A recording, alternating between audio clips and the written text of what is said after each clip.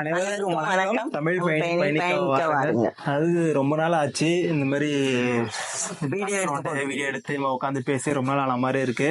இப்போ வந்து நம்ம வந்து சமீப காலமா வந்து நம்ம கோவில் வீடியோ வந்து எடுத்து போட்டுட்டு இருக்கோம். நம்ம வந்து சிவன் கோயிலுக்கு நிறைய நம்ம போயிருக்கோம். நீங்க பார்க்காதவங்க நிறைய முன்னாடி போய் காலையில போட்டுருக்கு போய் பாருங்க. நம்ம என்னென்ன கோயிலுக்கு நம்ம போயிருந்தோம்?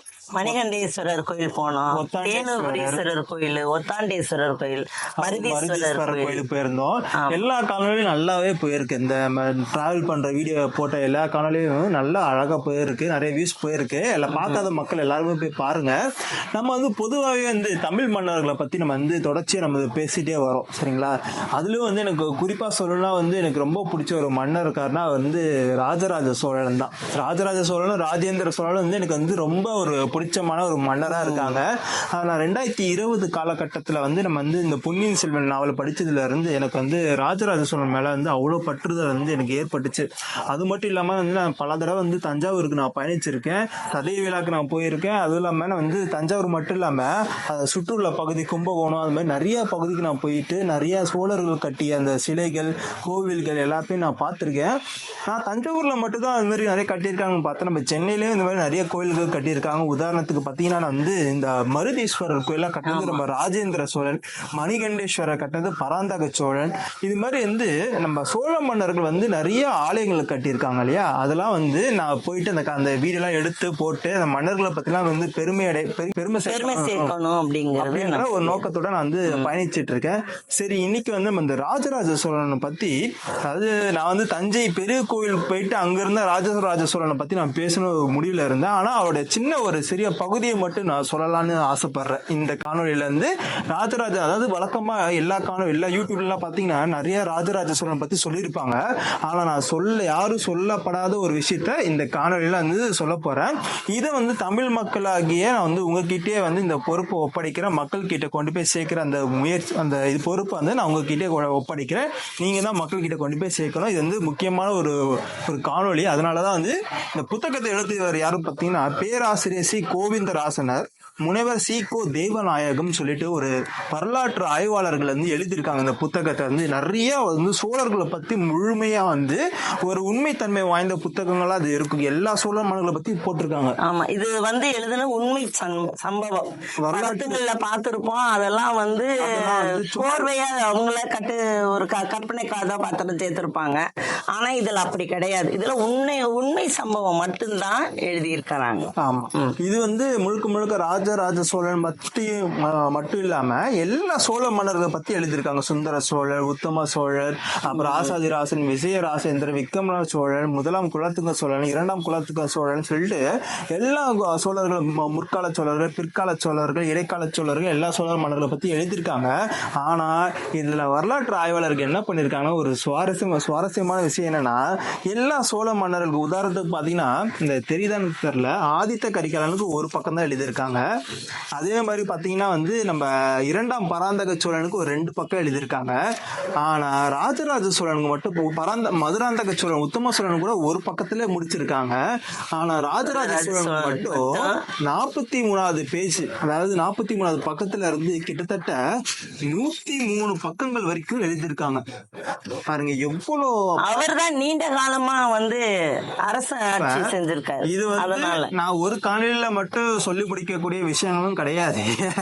ஏன்னா வந்து கிட்டத்தட்ட பாருங்க, ஒரு புத்தகம் இருக்குன்னா அதுல முக்காவாசி ராஜராஜ சோழனை பத்தி தான் எழுதியிருக்காங்க நம்ம வரலாற்று ஆய்வாளர்கள். அப்ப அவர் எவ்வளவு சாதனை செஞ்சிருக்காரு ராஜராஜ சோழன். அந்த மாதிரி ஒரு இருக்கும்போது எனக்கு ராஜராஜ சோழன் எப்படி இருப்பாங்க அப்படின்னு சொல்லிட்டு ஒரு காணொலி எல்லாம் கூட போட்டு இருந்தாங்க. ஒரு சேனல், யூடியூப் சேனல்ல கூட ராஜராஜ சோழனுடைய ஓவியங்கள்லாம் கூட வரைஞ்ச மாதிரி இருக்கு அப்படி சொல்லி நான் வந்து ஓவியங்கள்லாம் எடுத்து போட்டு இருந்தாங்க ஒரு யூடியூப் சேனல்ல. சரி, நான் அது மாதிரி இருக்கான்னு சொல்லி நான் வந்து கோயிலுக்கு நான் வந்து தஞ்சாவூருக்கு போயிருந்தேன். தஞ்சாவூருக்கு போயிருக்கும்போது தஞ்சை பெருவுடையார் கோயில போயிருக்கும்போது அதெல்லாம் உண்மையான ஓவியங்களை இப்ப எடுத்து வச்சுட்டாங்க. அதோட ஒரு காப்பி மட்டும் எடுத்து ராஜராஜ சோழனுடைய ஓவியங்கள் வச்சிருக்காங்க. ஆனா புத்தகத்துல வந்து ஆசிரியர்கள் எப்படி குறிப்பிட்டிருக்காங்க, ராஜராஜ சோழன் எப்படி இருப்பாருன்றது எப்படி குறிப்பிட்டிருக்காங்க, ராஜராஜ சோழனுடைய தோற்றம் எப்படி இருக்கும், அவர் பிறப்பு என்ன, அவர் கூட பிறந்தவங்க யாரு, அவர் வந்து இளமை காலத்துல அந்த அப்பா அம்மா கூட இருந்தாரா இல்லையான்னு சொல்லி முழு விவரங்களும் இதுல போட்டிருக்காங்க. நான் ஒண்ணு ஒண்ணா சொல்றேன். ராஜராஜ சோழனோட தோற்றம் எப்படி இருக்கும் அப்படின்றத நான் சொல்றேன், சரிங்களா? தந்தையனும் தனையனும், அதாவது ராசராசன் ராஜேந்திர சோழர் பத்தி முக்கியமா இதுல குறிப்பிட்டிருக்காங்க. தோற்றப்பொழிவு எப்படி இருக்குன்னு பாத்தீங்கன்னா, ராஜராஜ சோழன் வந்து ஒரு அழகும் திறமும் அமைந்த பாதங்கள், அதாவது அழகான ஒரு பாதங்களை கொண்டவரா இருக்காரு. அது மட்டும் இல்லாம வந்து திண்மையும் வன்மையும் சேர்ந்த கால்கள். அவரோட கால் வந்து பாத்தீங்கன்னா ஒரு ஒரு பலமான கால், வலுவான கால்கள் இருந்திருக்கு. ஆமா. அதுக்கப்புறம் வந்து ஆற்றலும் இயக்கமும் அமைந்த வல்லிடை. அதுக்கப்புறம் அறையில் பட்டாடை உடுத்திருக்காரு. வல்லிடைனா இடுப்பு, அதுல வந்து பட்டாடை உடுத்திருக்காங்க. அப்புறம் வந்து வயதிற்கேற்ற சிறு தொந்தி, அந்த வயசுக்கு வந்துரும்ல தொந்தி, அது மாதிரி இருந்திருக்காங்க. அதுக்கப்புறம் வந்து பாத்தீங்கன்னா நம்ம வந்து படத்துல பாக்குற மாதிரி வந்து இந்த சிக்ஸ் பேக் அது மாதிரிலாம் அப்படிலாம் இல்ல. அவங்களும் மனிதர்கள் தான். அவங்களும் எப்பயும் போல வந்து அந்த வயதுக்கு ஏற்ற மாதிரி தான் அவங்களும் இருந்திருக்காங்க. அதுக்கப்புறம் வந்து உரம் நிறைந்த பரந்த மார்பகங்கள், அவர் வந்து விசாலமான மார்பகங்கள். ஆமா. அதுக்கப்புறம் வந்து பாத்தீங்கன்னா சுட்டு விரல்ல மோதிரங்கள் வந்து போட்டுட்டாங்க. அப்புறம் அருளும் அன்பும் பண்பும் பக்தியுமாக கூப்பிய கரங்கள். யாரும் வந்து பார்த்தாலும் ஒரு மரியாதையா கையெடுத்து கும்புற மாதிரி ஒரு கரங்கள் வந்து அமைச்சிருக்காங்க. அதுக்கப்புறம் வந்து பாத்தீங்கன்னா இடையே அரிசிக்க மலர், அப்புறம் வந்து திண்ணிய கழுத்தில் காரை அணிகள், அதாவது காரை வந்து அந்த காலத்துல முத்து மாலைக்குன்னு நம்ம சொல்றோம்ல, அது மாதிரி காரை மணின்னு ஒண்ணு இருக்கு. அந்த காலத்துல அவங்க அணிகலன்கள், அதாவது மன்னர்கள் வந்து உடுத்துற அணிகலன்கள் பட்டாடைகள் அது மாதிரிலாம் போட்டு இருந்திருக்காங்க அப்படின்னு சொல்லி நம்ம வந்து வரலாற்று ஆய்வாளர்கள் வந்து குறிப்பிட்டு இருக்காங்க. அவர் ராஜராஜ சோழன் வந்து பாத்தீங்கன்னா ஒரு உயரமான ஒரு மனிதராகவும் இருந்திருக்காரு. ஹைட்டா, அதாவது உயரமான மனிதர், நல்லா அழகா இருந்திருக்காங்க. அந்த காலத்துல எல்லாம் ஆண்களும் பெண்கள்லாம் காது வளர்த்து இருந்திருக்காங்க. அதுல தண்டட்டி போட்டிருப்பாங்க. இந்த இப்படி தொங்கும் படத்துங்களை எல்லாம் பாத்தீங்கன்னா போட்டிருப்பாங்க. அது மாதிரி இருக்கும். அவங்களுக்கு அழகான முகம், எடுப்பான மூக்கு, பார்க்கையில வசீகரமான, அத என்ன சொல்லுவாங்க, லட்சணமான முகம்னு சொல்லுவாங்க. சாமுத்திரிய முகம் அப்படின்னு சொல்லுவாங்க. அவளை பிரகாசமான முகம் அருள்மொழிவர்மர், அதாவது ராஜராஜ சோழருக்கு உண்டு. ஆமா. இப்ப வந்து மன்னன் ராஜராஜ சோழனோட தோற்றம் பத்தி எப்படி சொல்றாங்கன்னா, தண்டமிழ் நாடான் சண்டபராக்கிரமன் தின்திரள் கண்டன் செம்பியர் பெருமான் செந்திரு மறைந்தமன் ஸ்ரீ ராசராசன் இந்திர சமானன் ராச சர்வஞ்சன் என்னும் புலி அப்படின்னு சொல்லி குறிப்பிட்டிருக்காங்க. அதாவது பாத்தீங்கன்னா வந்து இந்த பாடல் எங்க ஏற்றிருக்காங்கன்னா, திருக்கோவில் கல்வெட்டால் போற்றப்படும் பேரழகும் பேராற்றலும் பெருங்குணமும் வாய்ந்த மாமன்னன் ராசராசன் வாழ்வியல் வரலாறு தமிழினத்தின் ஆட்சிமைக்கு அமைந்த அரிய சான்றாகும் அப்படின்னு சொல்லி திருக்கோவிலூர் இதுல எழுதி, ஆமா, திருக்கோவிலூர் கல்வெட்டுல வந்து இது வந்து குறிப்பிட்டிருக்காங்க. அதாவது மாமன்னர் இருக்காரு இல்லையா ராஜராஜ சோழன், அவர் வந்து கிட்டத்தட்ட எப்படி சொல்றாங்க, ஒரு திருமாலுடைய அவதாரம், பெருமாளுடைய அவதாரம் அப்படின்னு சொல்லி குறிப்பிட்டிருக்காங்க. கிட்டத்தட்ட கடவுளுக்கு இணையான ஒரு மன்னரா வந்து பார்க்கப்பட்டவர் ராஜராஜ சோழன் தான். அது மட்டும் இல்லாம ராஜராஜ சோழனுக்கு வந்து பாத்தீங்கன்னா இன்னும் நிறைய சிறப்பு பெயர்கள்லாம் இருந்திருக்கு. நமக்கு தெரிஞ்சது பாத்தீங்கன்னா அருள்மொழிவர்மன், அதுக்கப்புறம் வந்து ராஜராஜ சோழன், அதுக்கப்புறம் வந்து நிறைய இந்த இது இருக்கும் இல்லையா, அது என்ன சிவபாதசேகரன், அந்த மாதிரி பெயர்கள்லாம் வந்து நிறைய பெயர்கள் அவங்களுக்கு இருக்கு. ஆனா ராசராஜ சோழனுக்கு வந்து நிறைய சிறப்பு பெயர்கள்லாம் இருக்கு. இது ஒரு முக்கியமான இது, யாரும் வந்து சொல்லியிருக்க மாட்டாங்க. இப்ப நான் படிக்கிறேன், கேட்டுக்கோங்க. பாண்டிய குலாசனி, கேரளாந்தகன், சிங்களாந்தகன், சத்திரிய சிகாமணி, சயங்கொண்ட சோழன், ராசரியன், சோழந்திர சிம்மன், உய்யக்கொண்டான், மும்முடி சோழன், நித்த வினோதன், உலகளந்தான், திருமுறை கண்ட சோழன், ஜெயங்கொண்டான், அருள்மொழி ஜனார்த்தனன், கரிகார் சோழன், ராஜேந்திர சிம்மன், சோழ மாத்தாண்டன், ராஜ மாத்தாண்டன், இரவி குலமாணிக்கம், சிவபாத சேகரன், அரித்துர்கலாகன், ரணபுக பீமன், இரவி வம்ச சிகாமணி, ராச சர்வஞ்சரன், ராச கண்டியன், சத்ருபுசங்கன், அபய குலசேகரன், ராசராசன், ராச வினோதன், சண்ட பராக்கிரமன், சோழகுல சுந்தரன், நிகரிலி சோழன், பெரிய பெருமாள், பெரிய தேவர் போன்ற பல விருது பெயர்களை ராசராசன் தன்னுடைய வெற்றிகளாலும் ஆட்சி திறத்தாலும் பண்பு நலத்தாலும் சமய ஈடுபாட்டாலும் பெற்றுள்ளார். எவ்வளவு பேர் பாருங்க, அவருக்கு எவ்வளவு பேர் இருந்திருக்கு பாருங்க. ஆமா, படிக்கிறதுக்கே அவர் இவ்வளவு பெரிய சிறப்பு பெயர்கள்லாம் இது பெற்றிருக்காங்க பாருங்க. ஆனா நம்மளுக்கு வந்து லாஸ்டா இருந்த பேர் வந்து பாத்தீங்கன்னா வந்து ராஜராஜ சிவபாதசேகரன். அவர் வந்து இறுதி தருணத்துல வந்து சிவனுடைய அந்த பேர் வர காரணம் என்னன்னா, ராஜராஜ சிவபாதசேகரனா அவர் சிவனோட பாதத்துல வந்து அவரோட தலை வந்து நான் வந்து சேர்ற மாதிரி சிவபாதசேகரன். அவருக்கு வந்து ரொம்ப சிவபக்தரா இருந்திருப்பாரு. சிவபக்தர்கள் தான் சோழர்களாலே சைவர்கள் தான் சிவபக்தர்கள் தான். இது மாதிரி இவ்வளவு பெருமைகள் வந்து கொண்டிருக்காங்க. ஆனா இன்னொரு ஒரு முக்கியமான விஷயம் என்னன்னு பாத்தீங்கன்னா, நம்ம அந்த கதையில வர மாதிரி ராஜராஜ சோழனுக்கு வந்து அவர் வந்து எப்படி காட்டுறாங்க, சுந்தர சோழர் வந்து வயதாகி இருக்கு, ராஜராஜ சோழன் வந்து ரொம்ப வளர்ந்து இளமை பருவத்திலாம் இருக்கும்போது ராஜராஜ சோழனும் அவங்க அப்பா சுந்தர சோழரும் வானவன் மாதேவி கூட இருக்க மாதிரி காட்டுறாங்க. ஆனா அது உண்மை கிடையாது. வரலாற்று ஆய்வாளருக்கு என்ன சொல்றாங்க பாத்தீங்கன்னா, அவர் இளமை தோட்டத்தை நான் படிக்கிறேன் போய் பாருங்க.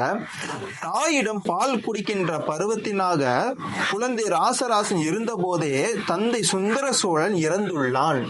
அவர் பால் குடிக்கிற வயசுல அப்பா இறந்துட்டாங்க. தந்தை சுந்தர சோழர் வந்து இறந்திருக்கிறாரு. அது மட்டும் இல்லாம அவனோடு இவன் தாய் வானவன் மாதேவி எரிதழல் புகழ்ந்து உடன்கட்டி ஏறியுள்ளாள். அவங்க அப்பா வந்து சுந்தர சோழர் இறக்கும் போது தாய் வானவன் மாதேவியும் அவங்களோட அந்த நெருப்புல உடன்கட்டை ஏறுவாங்க. அந்த காலத்துல அந்த உடன்கட்டை ஏறி தாயும் தந்தையும் 2 பேருமே வந்து பிரிஞ்சிருக்காங்க. பால் குடிக்கிற வயசுல வந்து பிரிஞ்சிருக்காங்க. அதான் போட்டிருக்காங்க. எனவே பால்குடி பாலகனாக இருந்த போதே ராசராசன் தாயையும் தந்தையும் இழந்துள்ளான். இதனை திருக்கோவிலூர் கல்வெட்டுகள் வந்து எப்படி சொல்றாங்கன்னா, செந்திரும் அடைந்தான் ஸ்ரீ ராஜராஜன் இந்திர சமானன் ராஜசர் மஞ்சன் என்னும் புலியை பாய்ந்த பொன் மாளிகை கறந்து கரவா காரிகை சுரந்த முளமைகை பிரிந்தி முழங்கெறி நடுமனு தலைமகர் பிரிய தையல் நிலைபெறும் உண்டா விளக்கு என சொல்லோவியமாக தீட்டி காட்டுகிறது அப்படின்னு சொல்லி ஒரு பாடல் வந்து கல்வெட்டுகளை வந்து ஏற்றிருக்காங்க. திருக்கோவிலூர் அந்த கல்வெட்டுகள் வந்து பொறிக்கப்பட்டிருக்கு. இதுதான் வந்து உண்மையான ஒரு விஷயம். வந்து ராஜராஜ சோழர் வந்து எப்படி சொல்றது, இளமை பருவத்துல வந்து தந்தை கூடவும் தாய் கூட எல்லாம் இல்ல.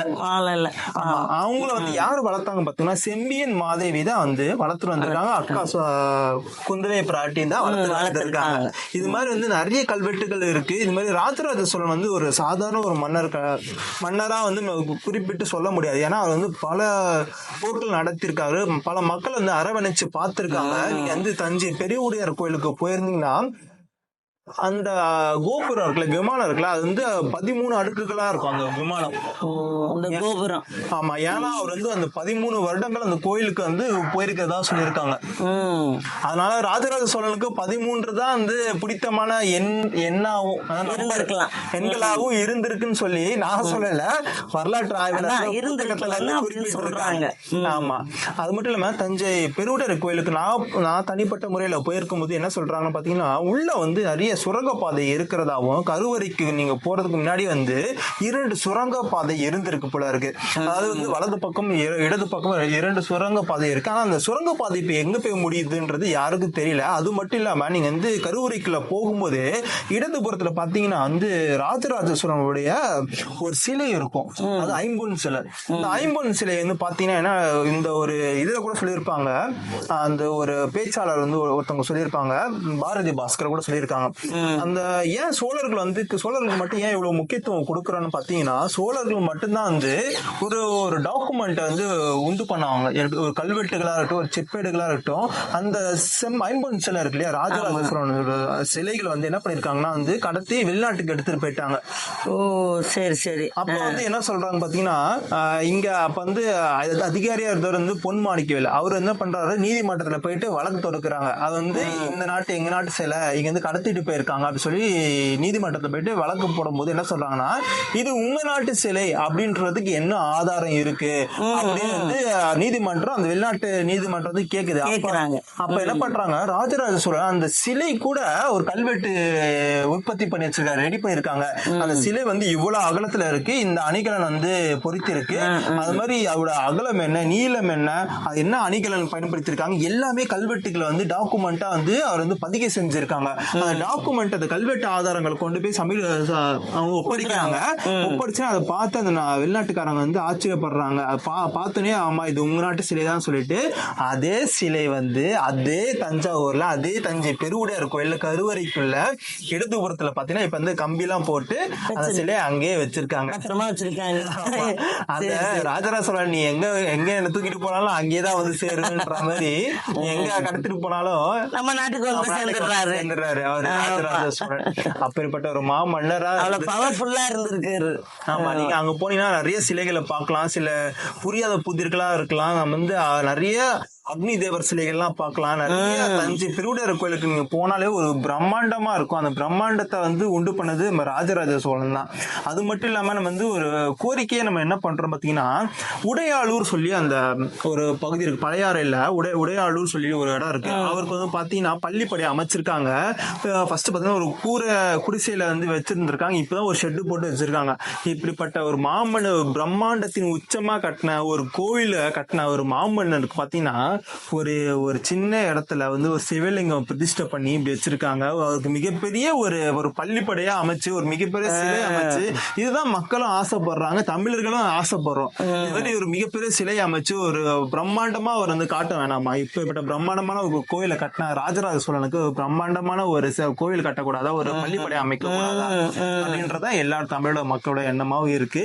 இதுக்கு பத்தி ராஜராஜ சோழனை பத்தி இதுக்கப்புறம் போடுற அடுத்தடுத்த தகவல் வந்து நான் வந்து கோயில்ல போயிட்டு தஞ்சை பெருவுடையார் கோயில்ல போயிட்டு தான் நான் சொல்லலான்னு இருக்கேன். ராஜேந்திர சோழர் பத்தி நம்ம அடுத்து ஒரு காலையில இருந்து பார்க்கணும். இது ஏன் இப்ப நான் சொன்ன பாத்தீங்கன்னா வந்து நிறைய பேர் கேட்டிருந்தாங்க, ஏன் நீங்க ராஜராஜ சோழனை பத்தி நீங்க பேசல, ராஜேந்திர சோழனை பத்தி பேசலன்னு சொல்லியிருந்தாங்க. அதுக்காக தான் இந்த ஒரு முதற் பகுதியா ராஜராஜ சோழனை பத்தி பேசலாம்னு சொல்லிட்டு அது சொல்றேன். சரிங்களா? இது மாதிரி நிறைய விஷயங்கள் இருக்கு. கிட்டத்தட்ட 103 பக்கங்கள் இருக்கு. இது வந்து படிச்சு உங்களுக்கு முழு தகவல் வந்து நான் அந்த கோயிலுக்கு போயிட்டு அங்க இருந்து நான் சொல்லலாம்னு இருக்கேன். சரிங்களா? அடுத்த ஒரு தமிழ் பயணி காணொலியில வந்து சந்திக்கலாம். அது வரைக்கும் நன்றி, வணக்கம்.